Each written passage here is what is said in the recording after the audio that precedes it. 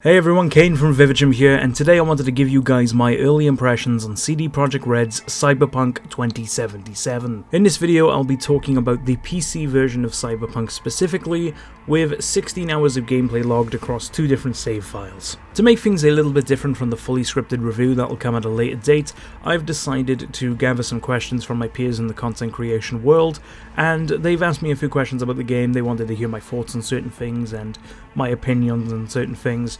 So if you are watching this video right now and have any questions you'd like to ask, go ahead and leave them in the comments and I'll do a part 2 answering all of your guys' questions instead. So I wanted to start with a base, just a general consensus about my time with Cyberpunk, and I do think that it is a really good game overall.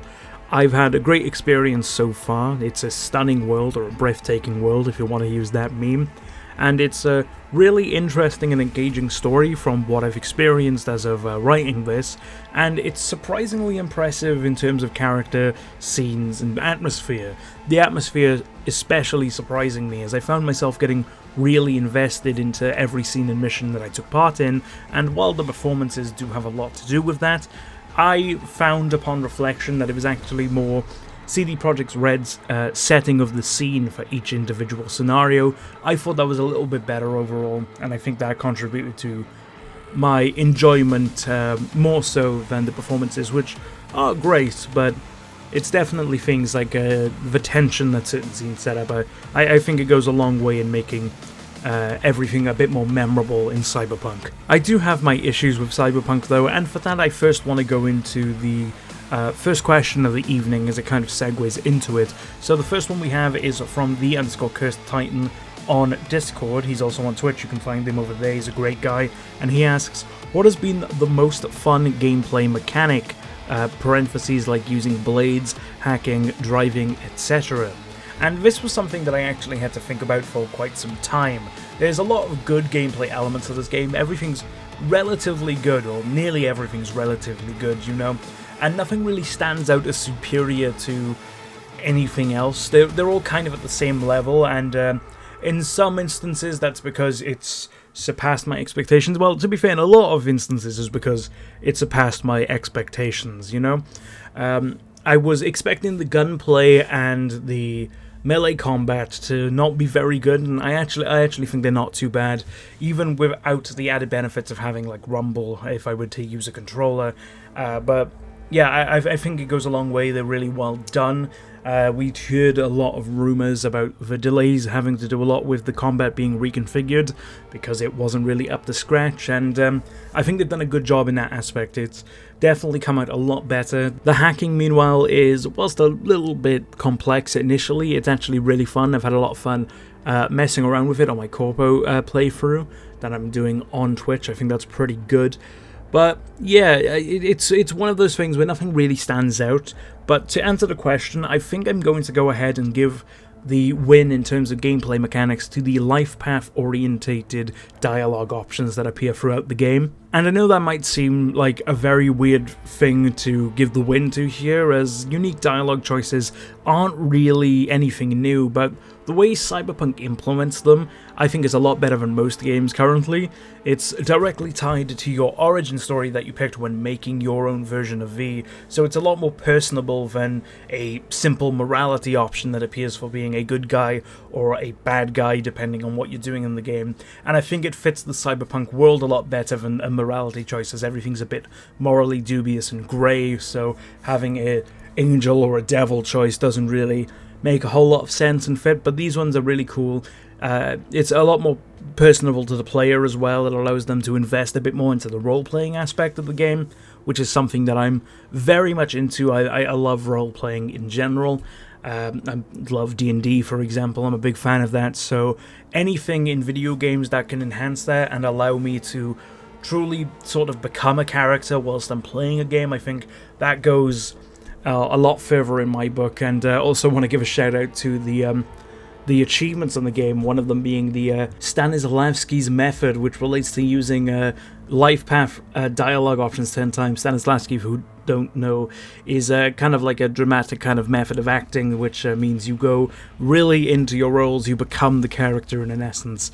I did drama in high school for like 2 years, so I remember that. It's been burned into my burned into my memory, that and Brecht. So I thought that was a fun little nod. Nothing to do with the actual gameplay mechanic, but I use it a lot because I enjoy becoming a character and then playing a character a lot. So yeah, I think it's a big selling point, and as of right now at least, it's the most standout thing that I've come across, as opposed to the more traditional gameplay mechanics that I think a lot of people are expecting, as they tend to be relatively unbalanced, apart from one in my opinion, and that is the driving. I think the driving in Cyberpunk is pretty bad for the most part. It's really floaty feeling. You never actually feel like you're in control of the car at any point, and in fact I've preferred playing it with a keyboard and mouse even for the driving, which is something I never do, because at least when you're on a keyboard and mouse, for the most part I've heard it's a bit different for Nomads, but when you're playing the Street Kid and Corpo, most of the cars you come across, they're very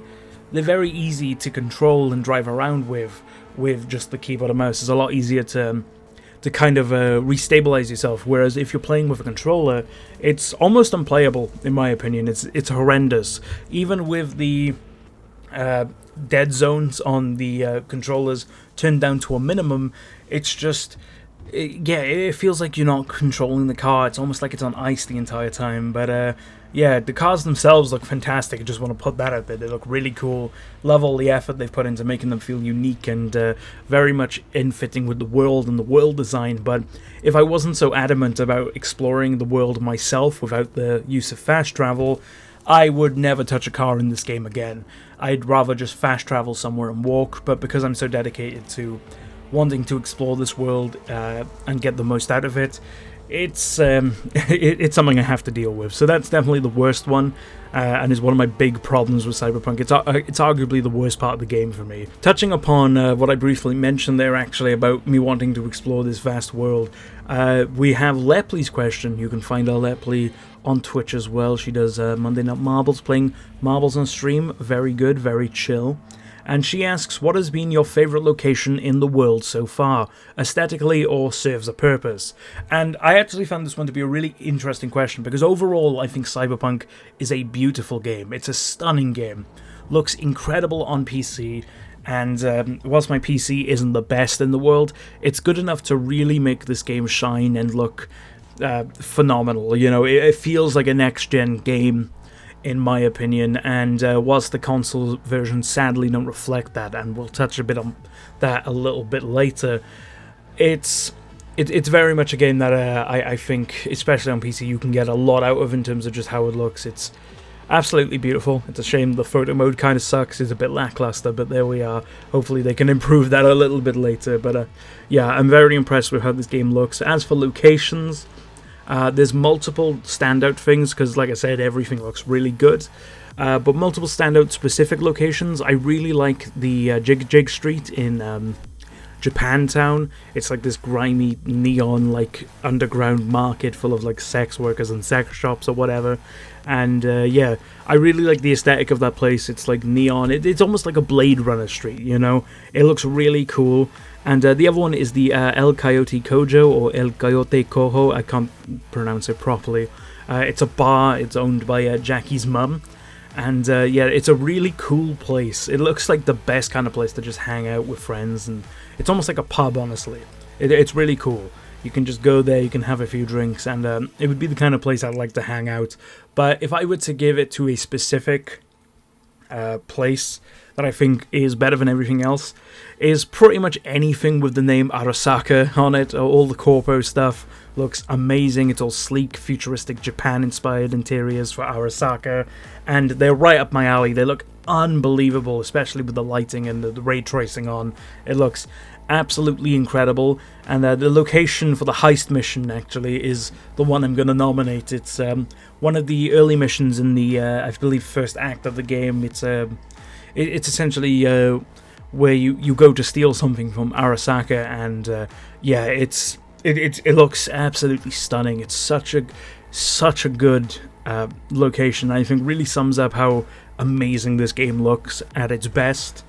Yeah, I highly recommend looking at that. You should have some B-roll on screen, but yeah, that's definitely my favorite one. But in terms of purpose, as instead of aesthetic, I really like the Mox's Bar. Now, the Mox's Bar is a place that you go to a few times for story purposes. You go there a couple of times, especially early on, and it's full of like neon. It's like neon nightlife and stuff like that. It looks really, really good on the higher end settings. But my real love for the place, whilst I do love the way it looks and everything, it's because I can sell my junk to the bartender, and I can do that anywhere in the game. You know, there's plenty of vendors for me to sell all my crap, but yeah, I'll always head to the Mox's Bar if I'm nearby, just because I want to see how good it looks, and I love how good it looks.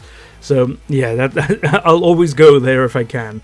But yeah, in speaking of the graphics though, and the way this game looks, we need to move on to our third question here from my good buddy Nomad Eric, who is also a streamer on Twitch.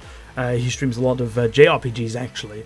But he asked, do you believe this is a game that will get a graphical update in the future, or is this the true final product? And if the latter, were the delays and crunch justified? And this is actually maybe my favorite question that we got. The next one after this is also a pretty good one. But let's start with what we know. And we know that there is going to be a graphical upgrade for the console version of the game, because the consoles right now, for those who don't know, there's been a lot of reports that the current or past gen even, they look really bad. They're not running well at all. There's a lot of performance issues and bugs, and quite frankly, from what I've seen, it looks horrendous, quite in my opinion. But yeah, that is something that I'm not a fan of in terms of how it looks. But yeah, we know we're getting one there specifically for the PS5 and Series X, and that's going to be released in 2021. And whilst you can play them now, they're backwards compatibility based off the Pro and One X versions. But yeah, it's a bit of a weird one. I do actually want to touch upon something though, whilst we're discussing the performance issues of past gen systems. And I kind of want to call out CD Projekt Red here, because they've been a bit sly with their approach to the game's launch, and the reason for that is all the review copies that were sent out for Cyberpunk were on PC, and whilst that in itself isn't necessarily bad, when you look at the horrendous performance issues on all the past-gen systems that we've mentioned, it kind of looks like CD Projekt Red were deliberately hiding the console versions of the game, and it's not a great look for them, quite frankly. You know, it's like they sent out the best version of the game, and whilst yeah, you could make the argument that sure, it's the most representative version of the product that they want to sell, it's a bit underhanded and sly to send out only PC copies and not send out a single console review code when millions of people are buying it for consoles. You know, it's a bit underhanded to do that, a bit misleading to the consumer who is going to be spending £60 a mere days later at launch if they haven't already. And that's something that kind of annoyed me a little bit, you know. And whilst, I mean, I'm playing on PC, so it doesn't make much of a difference to me. I know a lot of people who are playing this game on console, and I'm sure there's going to be a lot of people who are very upset with it, if not already. I've seen some discourse online. But yeah, there was a pretty shady move of them. It's like they got all the good review scores and stuff. Meanwhile, the console versions, which is the one that a lot of people are going to be playing, is not representative of those high review scores at all. And that's a topic for another day, my opinion on review scores. But yeah, it's something that something that really annoyed me. But stepping back a little bit, we mentioned that the consoles are going to get upgraded versions, but the PC version probably won't. I think it's going to be the final product, what we have right now, because, well, it already looks fantastic. You know, this is the pinnacle of this game right now. You know, it's the bar that has been set for the next-gen versions to catch up to, and I think this is the final vision that they have in mind. And who knows, we might get an update down the line as more technology comes out, and it might become even more enhanced down the line when it's viable. But as for right now, I think they've got enough plates spinning where I think we're fairly safe to assume that this is going to be the look for Cyberpunk 2077 for quite some time. So then we have to discuss, of course, the second half of that question, which was, are the crunch and delays justified? And I'm going to say that the delays 100% were, and I'm not going to talk about the crunch because, look, I mean, I don't think crunch is ever delayed. I think you should treat your workers with damn respect, especially when they're busting their ass trying to make these video games to make you money, you know? I think you should just treat them like human beings, and sadly that's becoming less and less common, it seems, but there we are. I'm not the person to change that anytime soon, it seems. But yeah, I think the delays were worth it because we've had 3 delays, and I'm kind of looking at it right now. Yeah, there's a lot of bugs in the game. There's a lot of bugs in the game. Let's not beat around the bush. There's a lot of them, and they're quite frequent as well. The problem I find with the discourse against them, though, is that none of them are really game-breaking from what I've personally experienced. I'm sure there's at least 1 or 2 out there, but from what I've experienced and read up about, they're mostly just graphical and immersion-breaking bugs instead of actual physical game-breaking ones. So to me, I think it could be a lot worse, and a lot of people are having the negative outlook of being like, you know, they delayed this game 3 times and it's still full of bugs. What the hell, man? This is terrible, you know? And I think they have some justification in doing so, but personally, I take the outlook of, well, this is what we got after 3 delays, with major polish time being working through a pandemic, you know. What would we have got if they didn't take the time and the initiative to give themselves more time to really make the game that they want to make? You know, what would happen if this came out in April, you know? All that time spent making this video game and bug and polishing this video game, a really big video game at that, it's open world, it's huge, you know? All of that time that they've spent doing this, what would have happened if we, you know, didn't get there? And it's kind of an interesting discussion to have, because I'm personally of the imagination that it would be a lot worse if they didn't do it. So I'm kind of perfectly fine and content with them delaying it. And personally, I wouldn't have even minded if they delayed it again, if they delayed it a 4th time, because I'm fully committed to getting this game, and I have it now, so you know. That was kind of my outlook on the matter, was I don't really care when I get it, I just want it to be the best game imaginable that they're gonna dish up, you know what I mean? It's the game that they want to dish up. I shouldn't say the best game imaginable, because that's not really what I'm thinking. It's more like the best game that they can deliver, I suppose. That's what I'm trying to say, you know. They're trying to deliver something and they meet those expectations, and whilst nothing's ever going to meet them 100%, I think we got a fairly great experience overall. However, the downside, of course, to all of this is, in my opinion, the past-gen versions of the game have clearly just been forgotten about, and that, I think, was something that a lot of people expected to happen. You know, it's clear they were put on the back burner because of the delays and the change-up in tech via the new RTX cards and the next-gen systems being released, you know. It's clear that they put their priorities a bit more in certain areas, and I think polishing those past-gen versions to be playable, I guess, kind of got thrown on the back burner, and I think that's a damn shame. And personally, I can't help but wonder whether they should have just cancelled them entirely, or delaying the game even more. If not both, I can't help but wonder whether that would have actually made a difference or not. But finally, I wanted to wrap this up by talking about the elephant in the room in terms of the questions we got, and that comes from Redundancy on Twitter.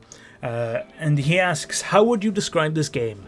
A shooter with RPG elements or an RPG with shooting elements? And this is a great question, because to a lot of the people watching this video, I imagine that this will seem like an obvious answer, but it's a really good question for people to ask, because for those of us who haven't been watching this game like a hawk and keeping up with every little detail and bit of lore they've dropped up until its launch, it's a bit of a confusing one, honestly, you know?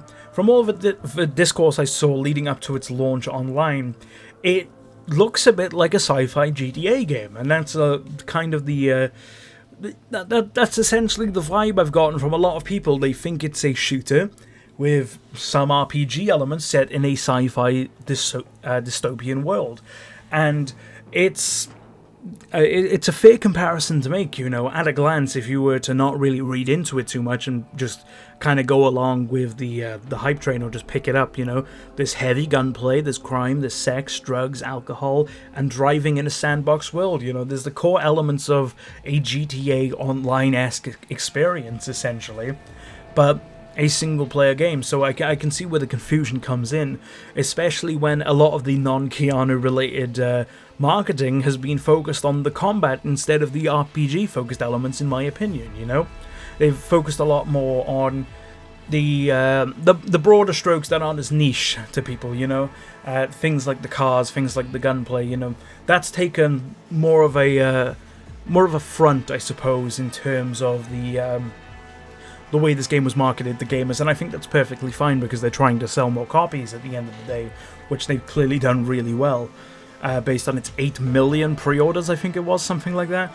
But yeah, you know, it's 100% an RPG though. Let's not try to stretch that any longer than it needs to be. It's 100% an RPG first. It's an RPG with guns, but you know, it's based off a tabletop RPG. And it's very much in the same vein of that. It is a RPG, a very deep RPG in some areas, and it has guns in it, and it has crime in it, and it has drugs in it, and it has sex in it. That's just what it is, you know what I mean? It has, you know, you have different level-up systems. There's multiple level-up systems, you know, you have your main XP, you have specific level-ups for each kind of like skill that you use throughout the game. You can level up handguns and things, kind of like a bit more like an Oblivion level up system as well as a general level up system. Then on top of that as well, you have a street cred level up system, you know. There's multiple different things and elements, you know. You can spec into different skill trees with different attributes and perks to really create a character that you want to play. You get to specialize in certain areas or go with a more general approach, you know. And guns are a major part of the game. I can't deny that, you know. They're a major piece, but they aren't an essential part of the puzzle, I guess. They're more like one of the edge pieces of a puzzle, you know, that makes up like the sky or whatever, you know. It's part of it for the complete image, but even if it wasn't there, it wouldn't be that big of a deal because there are plenty of other ways to go about it for different kinds of players and stuff, you know. It's just there to kind of complete the picture and give you the option, because in my personal playthrough as a corpo, I tend not to shoot a whole lot. You know, I shoot if I'm shot at, and that's about it, really. I tend to try and talk my way out of scenarios a lot more, or try to be sneaky and mislead and do things a little bit differently, and I don't shoot until it's time to shoot, you know what I mean? I try to avoid it a whole lot, and I think that is a testament to this. I don't know whether you can play it without killing anyone entirely. I'm sure you can. I'm sure it's mostly just avoiding combat. But yeah, it's not a shooter. Was you shoot in it, it's definitely not a shooter. It's an RPG, and an intimidating one at that. As I've become very accustomed to the Bethesda way of doing things in RPGs, and that's both a good and a bad thing, I guess, you know, because I do like my Bethesda games, but their RPG elements, you know, they aren't very deep anymore. You know, there's a lot of dumbed down RPG elements. So when I first played this game and I was like, oh, this goes deep, you know, I was kind of taken back by surprise, and I'm trying to get the hang of it myself. But yeah, it's really cool the way that it lets you roleplay and create a character in a way that a lot of games just don't, and it feels natural, you know, and I'm very happy with that being the case. But those are just my impressions of Cyberpunk 2077. If you have any questions, I'll leave them down below. I'd love to make a future video and answer them all for you. Hit the subscribe button and be ready for when we release our full Cyberpunk review in the near future. I've been Kane from VividChim, and I'll see you all soon.